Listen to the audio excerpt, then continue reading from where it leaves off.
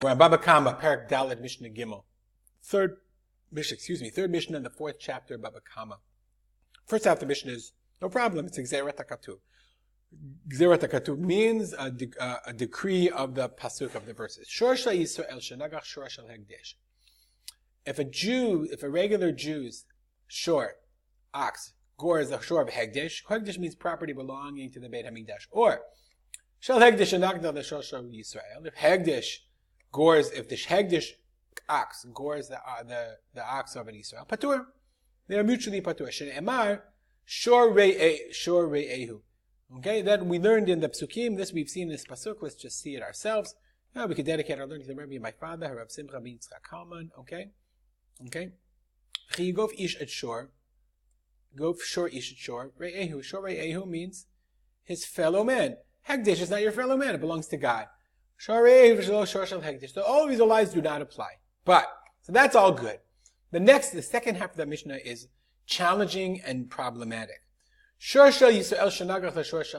a Jew's shore gores the shore of a Nachri, non-Jew, patur, he's exempt. But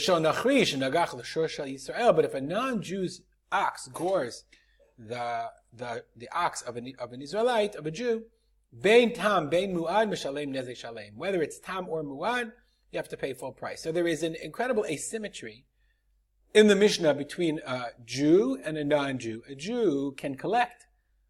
Not only does he collect, he collects full nezek shalem no matter what. A non-Jew never collects. So this raises serious ethical problems that we're gonna learn a little bit about it, but this whole discussion is well beyond the scope of just Mishnah Yomi, but I have to get into it a little bit. Okay, so the first thing you have to do is see the Gemara. We're going to Hebrew books. We're in HebrewBooks.org. And we're going to show you a little bit about where things are. So first of all, the first thing you notice in the Gemara, when you in the Hebrew books, let's make it a little bit bigger, is when we see the text in the Vilna. We're going to skip from here.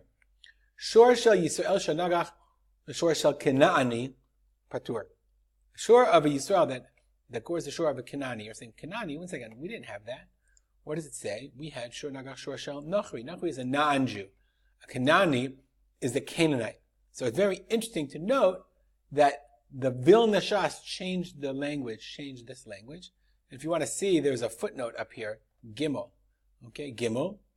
Okay, Nachri, v'chein lekaman. Okay, and some other nuschaot.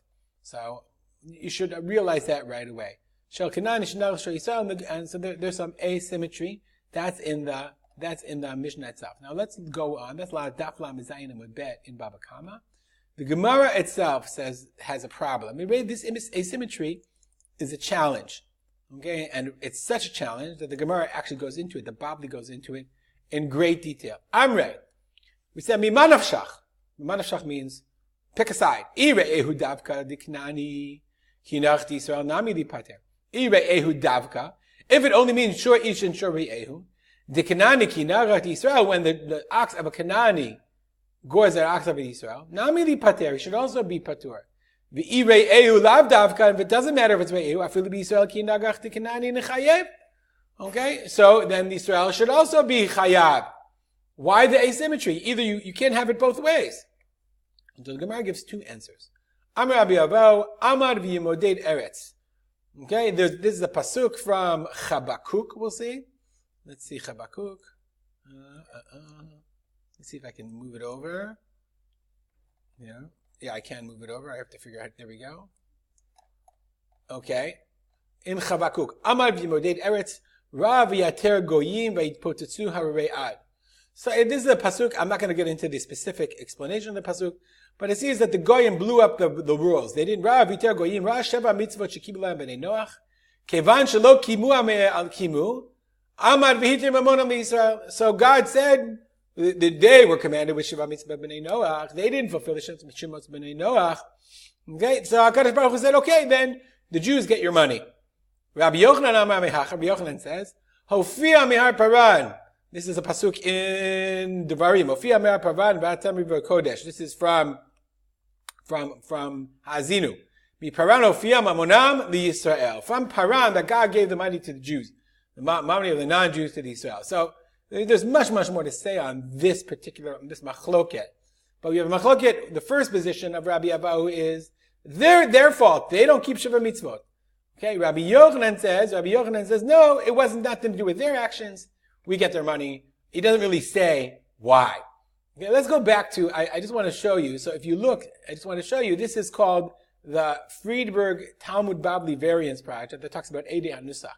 So you can see, here's the Vilna version. Okay, Shor Shenagach l'Shor Kanani. See the word Kanani? So this version, though, it shows you, okay, it'll show you, this is the Vilna Shas, in the Dfus Venezia of Venice, it says Nachri. Sansino says Nachri. All of them say, basically, Nachri, meaning the original language is Nachri. And so I'll just show you one textual version. This is called Ktav Yad Kaufman.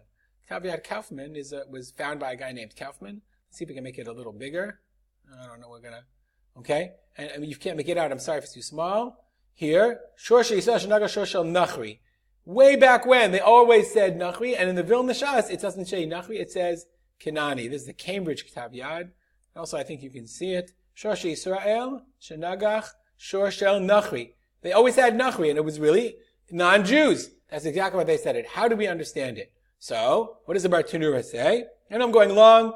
You can stop now if you want, but Dichtiv Amar v'Mirod Eretz Ra v'Yater Goyim Ra Sheva Mitzvot Shenistabu B'Neinach. So the Bartanura takes Rabbi Avahu's position. Keman Sheyikimu Otam Amad v'Hitir Mamom L'Yisrael. They didn't fulfill the Sheva Mitzvot, so they lost their money.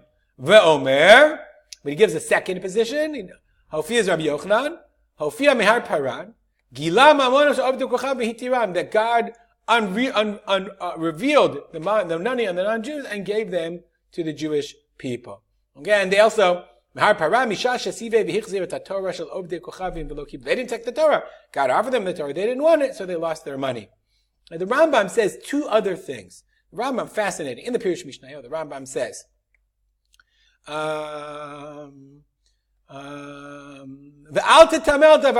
why is it like that?